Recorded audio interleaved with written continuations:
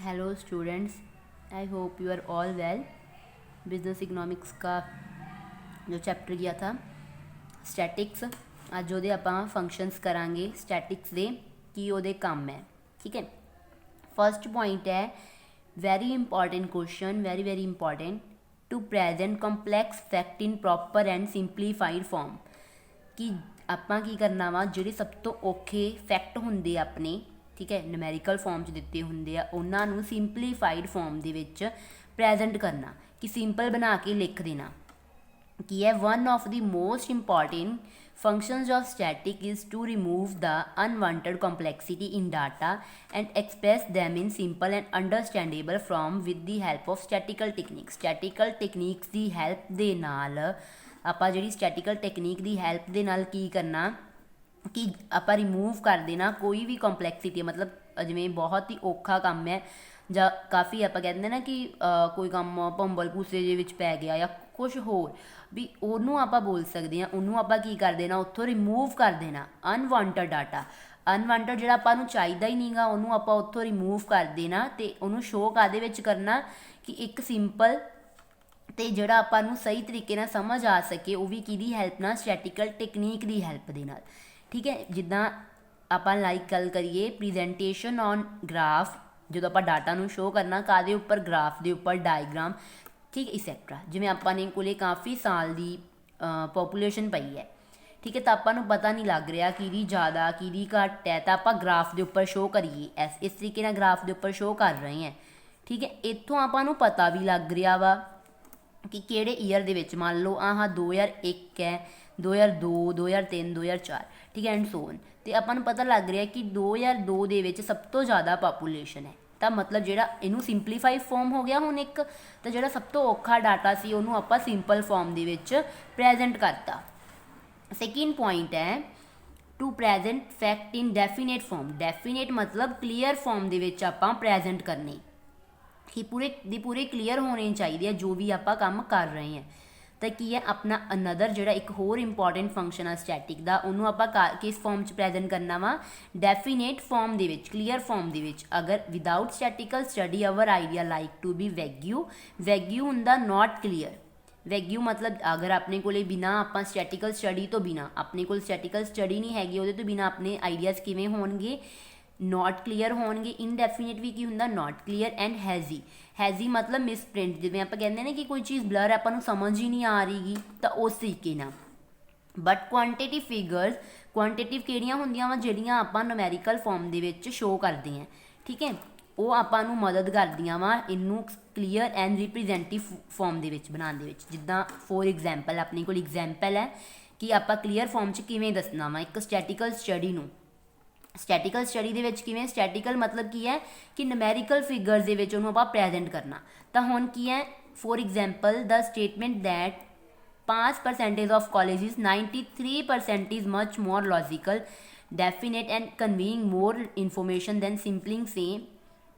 that the 5% is very good or excellent। अगर आप की कहिए कि अपने को जी 93% कॉलेज की परसेंटेज है वो बहुत ज़्यादा लॉजिकल भी है, क्लीयर भी है, तो बहुत ईजी भी आपको इन्फॉर्मेशन कहनी कि नालों अगर आप सिंपल कहांगे कि आप कॉलेज की परसेंटेज बहुत ज़्यादा गुड और एक्सीलेंट है। हुण की पता किन्नी क गुड है किन्नी एक्सीलेंट है, कोई परसन अज्यूम कर सकता 97, कोई अज्यूम कर सकता 98 या इस तो ज़्यादा भी या इस तो घट भी। तो इतों आपां नूं पता नहीं लग रहा कि कल्ली परसेंटेज किन्नी ज़्यादा वधिया ते एक्सीलेंट है। तो ये वाली की है, हुण न्यूमैरिकल फॉर्म दे विच इन्होंने आपां नूं दसता की है कि 93% ज़्यादा वधिया वा। तो इस करके की है to present fact in definite form, आपां क्लीयर फॉर्म दे विच उहनूं आपां दसता।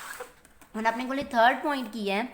Comparison, helpful in comparison. Comparison करन दे विच आपां नूं मदद, मतलब एक दूसरे नाल आपां तुलना करते हैं ना, कंपेयर करते हैं कि किहड़ी ज़्यादा, जिवें किहदे विच ज़्यादा पॉपूलेशन है या किहदे विच घट है, ठीक है, उस तरीके नाल जिवें आपां फर्स्ट सैकेंड थर्ड पोजीशन आई हुंदी, आपां कंपैरिजन करते हैं कि किहड़ा ज़्यादा बैटर है, उस तरीके नाल। तो हुण की है comparison of different fact in another important, एक होर इंपॉर्टेंट फंक्शन है स्टैटिक का कि जो आप डाटा सिंपलीफाई फॉर्म के लिख दें वो भी कि स्टैटिकल मैथड कि न्यूमैरिकल फॉर्म च दस दें ना, then these figures are helpful in making comparison. तो फिर उही फिगर्स उही नंबर जो वैल्यूज़ होंगे आपू कंपैरिजन करने की करदियाँ वा मदद करदियाँ। लाइक आप किवें कहिए per capita income of Punjab will be consider significant मतलब जो महत्व कदों होगी सिर्फ जी पर कैपिटा इनकम है only when it is compared with per capita income of other state जो आप बाकी स्टेट नाल उन्होंने कंपैरिजन करांगे पर कैपिटा इनकम मतलब जी इनकम आ पर परसन किन्नी हैगी है ठीक है परसन के अकॉर्डिंग देखनी इनकम तो वो कल्ली आप की है पंजाब दे विच नहीं कंसीडर करनी बाकी स्टेट्स के भी देखनी कि पंजाब च ज़्यादा वा या बाकी स्टेट्स के ज़्यादा वा उहदे नाल की आपां नूं कंपैरिजन करन दे विच हैल्प होगी। फोर्थ पॉइंट अपने को static in large human experience and knowledge जिहड़ा हुण स्टैटिक है वो की करदा वा जिहड़ा ह्यूमन का एक्सपीरियंस है उन्होंने वधांदा वा उहदी नॉलेज भी इन लार्ज हुंदा वा वधाना वो किवें वधांदा वा statistics are in large the human experience and knowledge by analysing and understanding the complex fact हुण आपां फर्स्ट पॉइंट कीता सीगा कि जिहड़ा स्टैटिक आ वो जिहड़ा कंपलैक्स फैक्ट हुंदे उन्हां नूं आपां प्रॉपर ते सिंपलीफाई फॉर्म दे विच लिखदे हैं उहदे विच अपनी हैल्प करदा तो ਉਹਦੇ ਵਿੱਚ ਕੀ ਹੈ ਜਦੋਂ ਉਹ ਕੰਪਲੈਕਸ ਫੈਕਟ ਨੂੰ ਸਿੰਪਲ ਫਾਰਮ ਦੇ ਵਿੱਚ ਜਿਵੇਂ ਆਪਾਂ ਡਾਇਗਰਾਮ ਦੇ ਵਿੱਚ ਸ਼ੋਅ ਕੀਤਾ ਸੀ ਉਹਨੂੰ ਦਿਖਾ ਦਿੰਦਾ ਵਾ ਤਾਂ ਉਹਦੇ ਨਾਲ ਕੀ ਆ ਉਹਦਾ ਹਿਊਮਨ ਐਕਸਪੀਰੀਅੰਸ ਕੀ ਹੁੰਦਾ ਵਾ ਜ਼ਿਆਦਾ ਵੱਧਦਾ ਵਾ ਤਾਂ ਜਿਹਦੇ ਕਰਕੇ ਕੀ ਹੈ ਯੂਜ਼ ਆਫ ਸਟੈਟਿਕਲ ਜਦੋਂ ਮੈਥਡ ਯੂਜ਼ ਕਰੂਗਾ improve the power of reasoning in human being ਦੀ ਜਿਹੜੀ ਰੀਜ਼ਨਿੰਗ ਪਾਵਰ ਹੈ ਜਿਹੜੀ ਉਹਦੀ ਸ਼ਕਤੀ ਹੈ ਉਹ ਜ਼ਿਆਦਾ ਹੋਰ ਵੀ ਜ਼ਿਆਦਾ ਇਨਕਰੀਜ਼ ਜਿਵੇਂ ਆਪਾਂ ਕਹਿੰਦੇ IQ ਲੈਵਲ ਪਰਸਨ ਦਾ ਇਨਕਰੀਜ਼ ਹੁੰਦਾ ਜਾਂਦਾ ਵਾ ਤਾਂ ਉਵੇਂ ਇਹ ਹੈ ठीक है उवें उहदा जो काफ़ी औखियां टफ चीज़ां करदा वा उवें उहदा जिहड़ा एक्सपीरियंस वो वधदा जांदा वा। नैक्सट अपने को to establish relationship between different fact different अपने को डिफरेंट का मतलब की है दो तरह के फैक्ट है different quantitative and qualitative relation between दोनों के हुंदा वा क्वांटिटिव किहड़ियां हुंदियां वा जो आप प्रीवियस वीडियो में कीता सीगा पर मैं तुहानूं हुण फिर दस रही हाँ क्वांटिटिव हुंदियां न्यूमैरिकल फिगर्स ठीक है क्वांटिटिव किहड़ियां हुंदियां क्वांटिटिव हुंदियां न्यूमैरिकल फिगर्स जिन्हां आपां सिर्फ नंबर्स दे विच या कंपेयर जिवें आपां 93% है या 94 मतलब उहदे विच लिख सकते हैं तो क्वालिटेटिव किहड़ियां हुंदियां वा जिहड़ियां आपां क्वालिटी अकॉर्डिंग दसदे हां जिवें कोई परसन किन्ना ऑनैसट है किन्ना डिसऑनैसट है ठीक है ये सारिया चीज़ां आप दसदियाँ कि अपने को जो आप कंपैरिजन करन तो बाद अपने को रिलेशन दसदा वा क्वांटिटिव एंड क्वालिटेटिव फैक्ट्स विच जिद्दां such as price and demand हुण की है जो किसी क्वांटिटिव दे विच दसदा पिया वा क्वांटिटिव दे विच किवें प्राइस एंड डिमांड किवें दसूगा हुण सपोज अगर अपने को किसी भी चीज़ की कीमत जिद्दां आपां आइसक्रीम की गल करिए अपने को ₹5 है ठीक है तो वो डिमांड ज़्यादा होगी जिस चीज़ की जिमें उन्होंने आप नंबर्स के दस रहे हैं आ नंबर्स के प्राइस हो गया डिमांड वो उन्नी ज़्यादा आप देखा किन्ने नंबर्स इस चीज़ की डिमांड करते पे है ठीक है हाउ मैनी परसनस किन्ने परसनस डिमांड करते पे तो हम क्वालिटेटिव की गल करिए agriculture production and use of chemical fertiliser जो आप एग्रीकल्चर की प्रोडक्शन किदा का कैमिकल फर्टिलाइजर यूज़ मतलब एक ही होगी क्वालिटेटिव सीगी ना कि आप किदां दी क्वालिटी वाइज यूज़ करते पे हैं कैमिकल फर्टिलाइजर तो वो दोनों के रिलेशन दसदा आपां डिफरेंट फैक्ट कि क्वांटिटिव भी तो नाल ही कि अपने को क्वालिटेटिव भी। हम आप next point 6th point discuss करांगे अपने को की है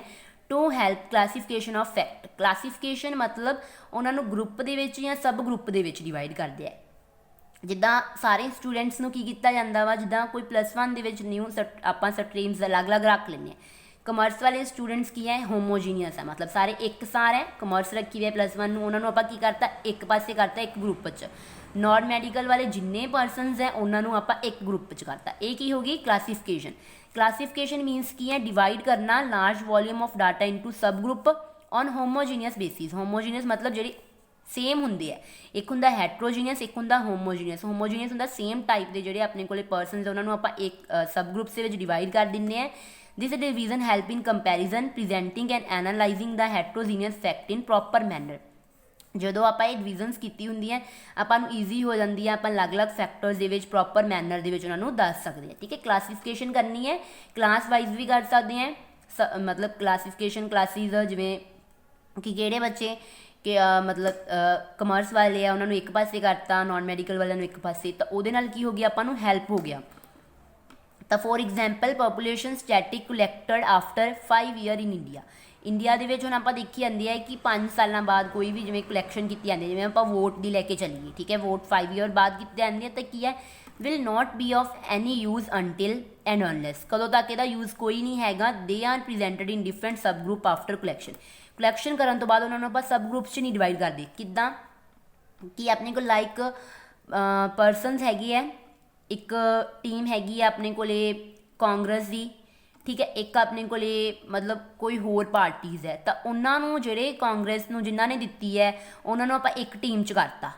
ਠੀਕ ਹੈ, ਬਾਕੀਆਂ ਨੂੰ ਆਪਾਂ ਇੱਕ ਟੀਮ 'ਚ, ਤਾਂ ਉਹ ਕੀ ਹੋ ਗਈ ਆਪਣੇ ਕੋਲ ਪਤਾ ਲੱਗ ਜੂ ਕਿੰਨੇ ਪਰਸਨਸ ਕਿਹਦੇ ਵਿੱਚ ਜ਼ਿਆਦਾ ਵਾ, ਤਾਂ ਉਹਦੇ ਨਾਲ ਆਪਾਂ ਐਨਾਲਾਈਜ਼ ਕਰ ਸਕਦੇ ਹਾਂ, ਠੀਕ ਹੈ।